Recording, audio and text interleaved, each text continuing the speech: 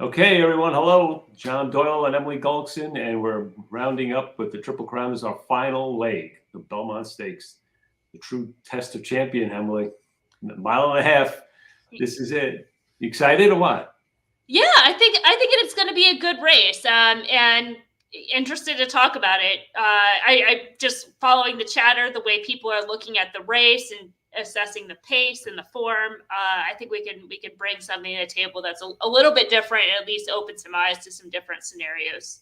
Absolutely. So we'll go through the plot and the pace, and we'll assess the form, and then we'll discuss maybe a wagering strategy around how we would play the race, Emily. So I wanted to, before we even get started, I wanted to show some past. I'm going to just see if I can do this. Maybe you can see this. I don't know, but is it getting cut off?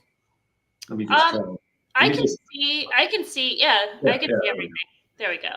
Boy, I'll tell you, technology. So this is just stats. Now we don't have the stats going back like 2005, like we do for the Kentucky Derby, but there's some data, and you can see, and this kind of makes sense. The squares have dominated a mile and a half race, right? So they've dominated the top four positions.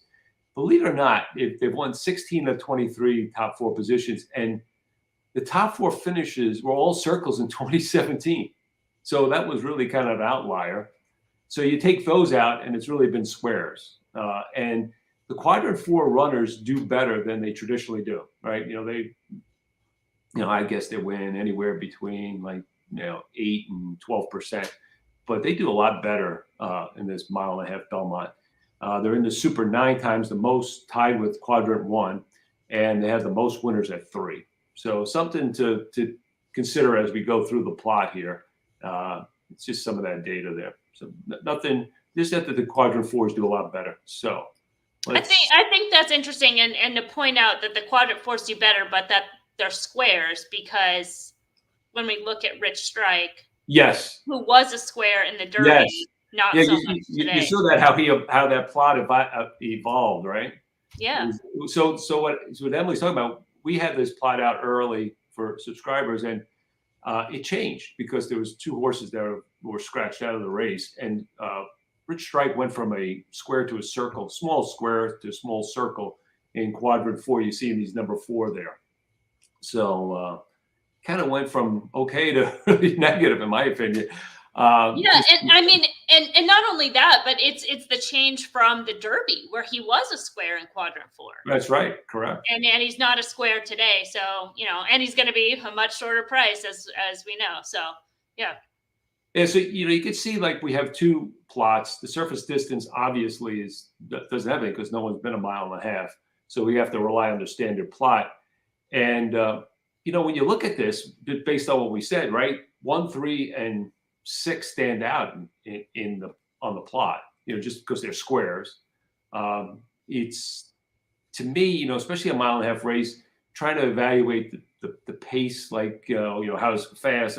It's kind of difficult. I think it comes more down to like who can finish and who's got some class, Emily. That's kind of the way I look at this. So I would say, just based on that, 3 and the 6 look pretty good. The 1 is a horse. I don't know how you feel. I want to discuss this horse with you, because I'm a little iffy on We the People. Don't know where to go with him.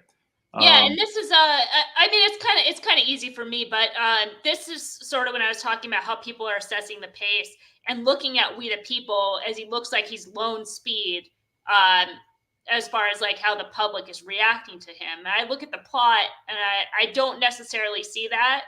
And what I do see some red. I do see his position on the plot, and I see him listed as the morning line favorite. So it's easy for me in this type of field, probably not a race I'm looking to play like as a try necessarily, that I can try to play against. Yeah. For those reasons. I don't think he has the pace advantage that a lot of people think. The form cycle will go through. Yeah. And and just could be just a little bit flattered off his races to date. Yeah. Good horse, but a little bit flattered. Yeah, I'm in agreement. And I will let him beat me. We'll get into it as we go through, but I'm with you on that. There's 2 other horses that I think that I would want to be part of my exact, because I think Mo Donegal's a true horse, true mile, probably the most likely mile and a half horse in the race. And you see how he plots there. I think he gets one of those mid-pack positions and just runs everybody down. But let's go into the form cycle. Let's start with We the People, because he is going to be the more. I don't know. Is he? I guess he will be the favorite. I guess. Nothing wrong with that Peter Pan. He won by 10 lengths. I did a note on this, and I went back and forth on this regress, Emily. What happened was that was the day the Mandela horse kind of shipped in. I thought he would get the lead. He didn't break well. We the People found himself alone on the lead. Kind of a soft field. You can see that by the Optics fig range, right? Kind of a soft field. And he just went on with it. He looked really, really good. No knocks other than, that he got an easy lead and was a weak field. But he ran really well. My concern with him is, how he ran in the Arkansas Derby. I don't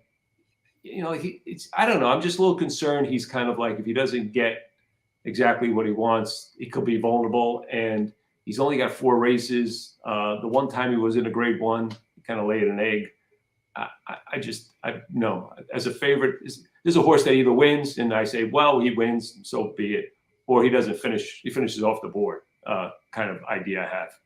My instant reaction was a regress, and I'm looking through my text right now because I was like, I thought I texted you about this horse, and I did. Like as soon as that race was over, I sent you a message and I said regress on that Peter Pan 4. And so you saw the same thing, probably forgot that. I mean, so much happens like in a day. But the other thing that kind of caught my eye to see that regress was not just the effort on the track, but how tough he was to pull up after the race. And that can take a lot out of a horse. I think a lot of times people look at, big gallop out like that. But when a horse is putting out a lot of extra energy, and that's just kind of first start of the form cycle, right? You can just see the days between last starts, that being a 42-day break is kind of a first start of a form cycle. So coming back in 28 days, if he used a lot of energy, like more than what might appear, it certainly could regress. Yeah. And he does have to regress that much because there's other horses that could run in, low 100s that could win this race. So it's not like he has this big figure advantage to start with. So. Yeah, I'm going to play against him. I'm going to take my shot. Skippy Longstocking is the horse I kind of backed, in some of the exotics as an exotic play in the Preakness, with the winner. And I just didn't think he got a clean trip. He was kind of wide. He got bumped at kind of in the start. Kind of was in traffic most of the way. He was wide parts of the race. I thought that was a little bit better than looked effort. And when you look at him versus what's the creative. Creative Minister, the 5. Yeah, Creative Minister, who's in the same race, who's going to be like 5-6 to 1 versus a 20 to 1. Especially looking underneath. I don't know. I think this horse is okay. I mean, he could sit a pretty good trip, forward place, and I'm going to take a shot using him in the exotics because I think he's okay.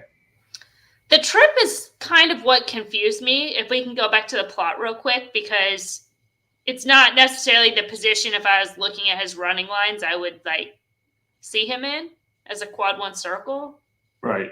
How do you kind of interpret that? Well, first of all, it tells me there's not much pace in this race, which there isn't. That's probably the thing, right? I mean, there's really, and the other thing is he has. I think he has more speed than he's shown, right? I think he had problems at the start last time, and then you had a much faster horse in, with the brown horse in the race, and you had a couple other horses that were fast. It was kind of a weird beginning, right? I mean, I don't think he kind of lost position.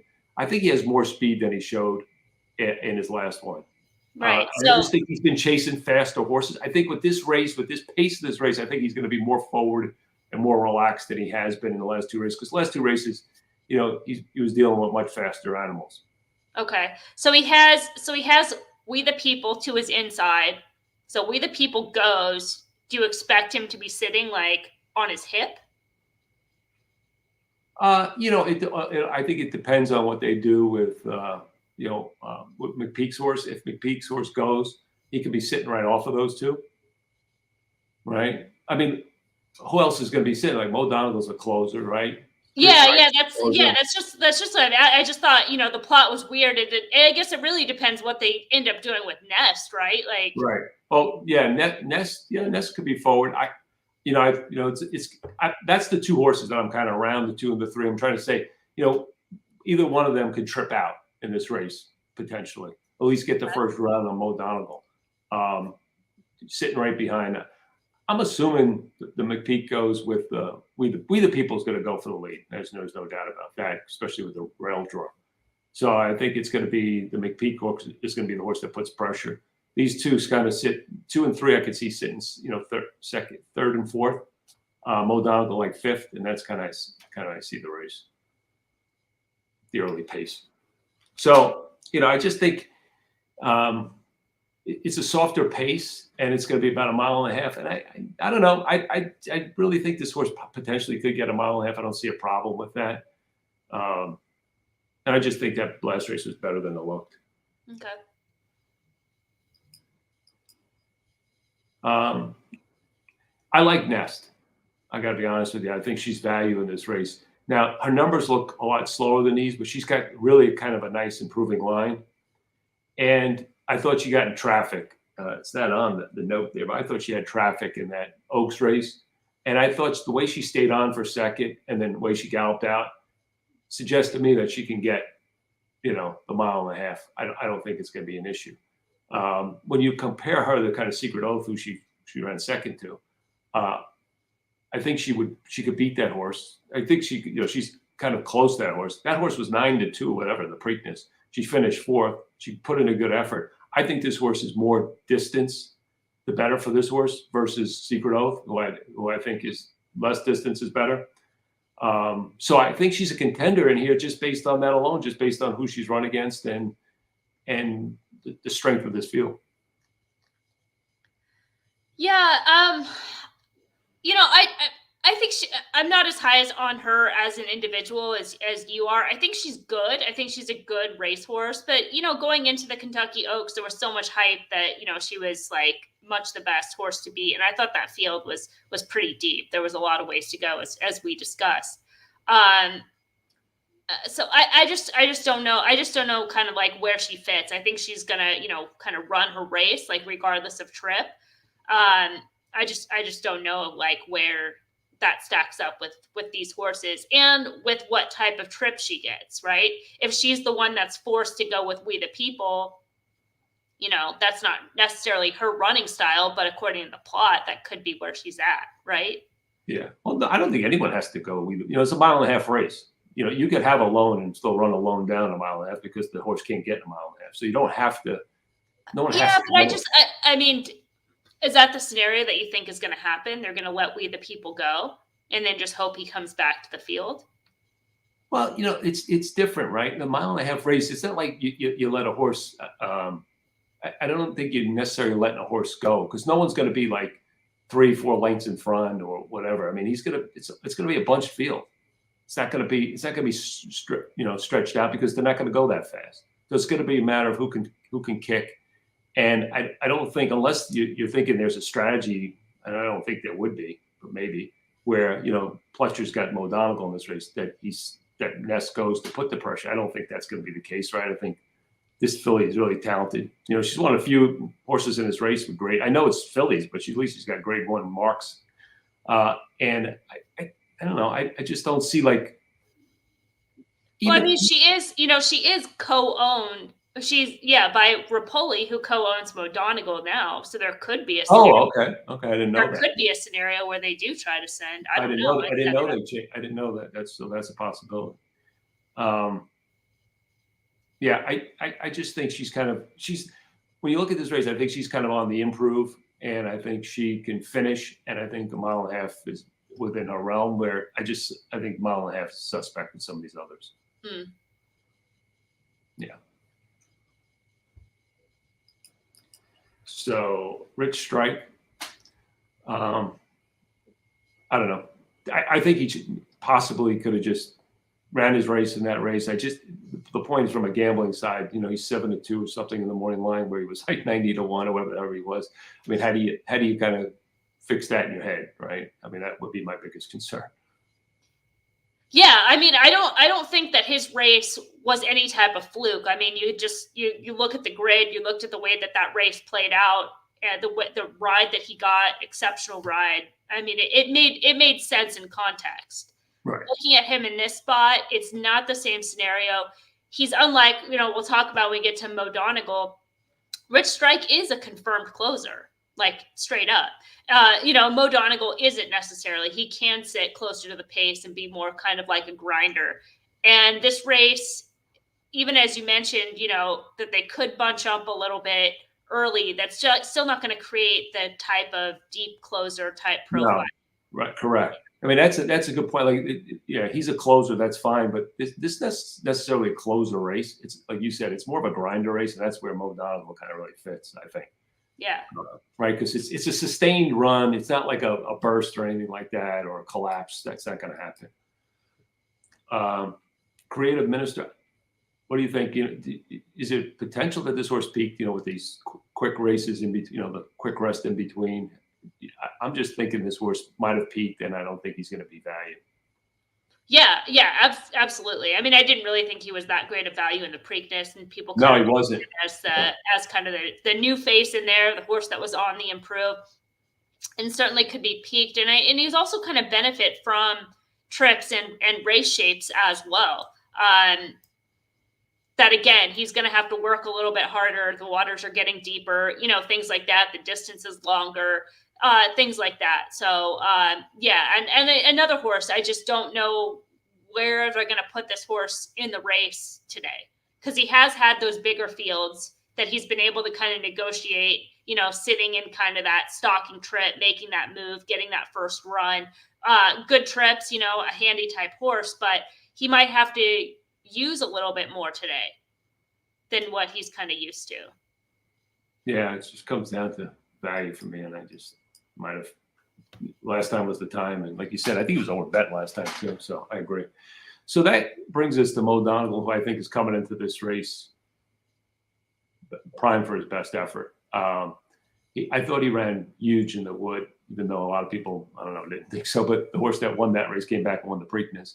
I mean, the horse that he beat came back and won the Preakness. His Derby, I think, is a little bit better than look. He kind of had some people say he might have had the same trip as Rich Strike, which we talked about. No. Yeah. And I just think this distance, we go back to his 2-year-old form and marathon. We've seen this horse as a long distance, long fuse kind of horse, and I think this distance, I think the trip's going to sit him right. Look at his plot; he's the best closer in the race. I mean, finisher in the race. That's my pick. I think if he's second choice, he's value in this race, especially in multi-race bets and so forth. The only thing you always have to worry about, and I don't worry about it so much now because you only have 8 horses in the race. It's big, Sandy, big Belmont. You got those wide sweeping turns. I'm less concerned about him not getting a trip. I think he's the winner. Yeah. Oh yeah, he's the horse to me. I think he's value as the second choice.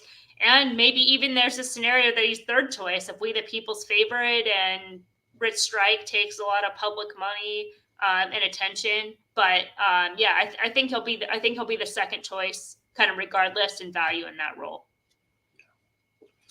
Okay, number 7, Golden Glider.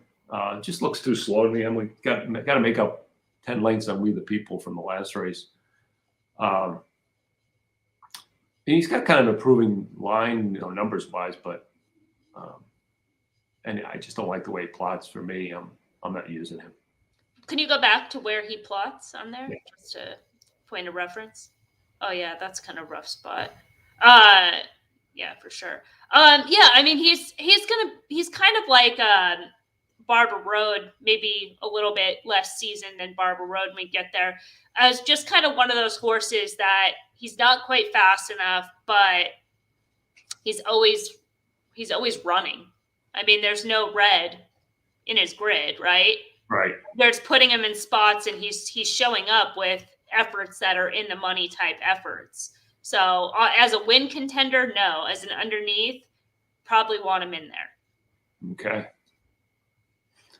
We got a stretch here too on him. Mm-hmm. Mile 16. So Yeah, it's gonna be interesting because it's the thing you see in this race is everyone's trying this distance for the first time. Yeah. Harbor Road, I guess I don't know. What do you think about this horse? I mean, he's like the same thing. I mean, to me, I'm looking at it from like Mo Donegal is the key, right? He's like the lone A. He's the horse I'm putting on top. So who for underneath? I'm looking at 7 and 8 because I think they're the better prices. They're the horses that are trying. They have foundation. They have the races. They're going to be the better price, and they're just, they're hard trying types. Maybe they're, somebody's better than them for second and third, but they just kind of seem like the type of horses that will get there. It all depends. I mean, morning line wise, I wouldn't bet him at 10 to 1. No. I'm not betting. No. Even underneath. I mean, I mean, for me, it's I guess for you it's 7 and 8. For me, I got to go with my plot. I'm going with 3 and 2 underneath 6. But we agree with 6, and I think underneath. I think I'm going to go 2 and 3 just because they plot better. So I mean that's what it comes down. And the 2 is a big price. The 3 may not be so much. That's the only negative on the 3. But I think the 3 is a legitimate horse, and I think she comes back and it's going to be I think she's the best filly mare, a filly. I mean, 3-year-old filly in the country. I'm sorry, Secret Oak, but I think time will tell.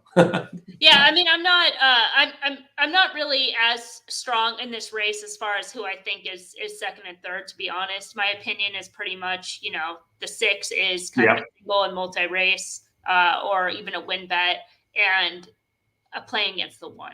Yeah, that's pretty much it. Yeah, so maybe one thing you folks can consider is 6 over the 2, 3, 7, 8 and trifectas. Okay, and take the 1 out. How's that sound, Emma? 1 and 4 both out. Yeah. And 5, I guess. Yeah. Okay, that's pretty good. That works. Yeah. So the one other thing I just wanted to we talked about the card a little bit, Emily, and one thing I wanted to say was I'm really kind of excited about Flightline in the Met Mile. I know he's going to be a short price, but that's a pretty short but competitive field. I think he's dominant. He's kind of one of the more exciting horses I've seen in a long time. What's your thought on Flightline? In that race, or as in general? Oh yeah, I mean, there's nothing. I mean, he's very impressive. I mean, you have the unknowns with him. There was a point in time, right? Not even that long ago, where Sadler couldn't ship out of town. Sadler couldn't win and won the Breeders' Cup Classic. But I mean, he's got to ship out of town. He's got to run 8 furlongs for the first time. He has more established horses, so there are unknowns. But I mean, there's very few horses you can say that are brilliant, right? I mean, they on your fingers you can count, right, how many you can truly say that are brilliant, and he's one of them. So it's, I haven't seen many horses like him come along in a long time, And I think the first 2 races that he had, you were doing the notes, right? I think he gave him an A. I mean, that's rare for a horse to get an A here and then to get to 2. So yeah, it's going to be exciting just to see him. Racing needs a hero, right? So. All right, well, that's it. That wraps it up, unless there's no questions out there, Emily. I guess we did such a thorough job and analyzing. Or everybody's still asleep or at work or something. Yeah, that's all right. So this will be a recording on our channel. And also, just so you know, take a look at, we have an offer, Belmont Stakes Day. We're going to do Optics Focus Report and Wagering Guide for the full card on Saturday. You just need to have a silver plan. That means, either daily, monthly, annual. You'll get that report. We'll mail it to you. I think it's going to be pretty good. All 13 races, and that's a value in itself. Okay. Oh wait, we have a question. I have a concern. Let me just put it up there so we can see. Going against the closer if Big Sandy comes up. Yeah, I'm not worried about, because again, I think we talked about it. It's not like a deep closer. I guess you're worried about a speed bias. I just looked at the weather. It looks perfect for the next 4 or 5 days in New York. So I don't think it's going to be muddy. I think your concern has to be broader. That you should be concerned about the closers just in terms of race shape. Like if the race shape is going to set up for them, right? So if the race shape sets up for a closer, then you see that nothing's closing and the racetrack's playing a certain way, then you can start to make adjustments. But it's too early. And I just, looking at these races, I think the closers are probably vulnerable just based on the way the races shape up. Has nothing to do with the surface that they're running over. Okay, so all right, so everyone, thanks a lot, and stay tuned. We'll be back maybe for the Travers and stuff, kind of complete the 3-hole season, but also we're considering doing some regular stuff for Del Mar Saratoga season, so some live broadcasts, and we can actually go through races together. So thanks a lot. Bye.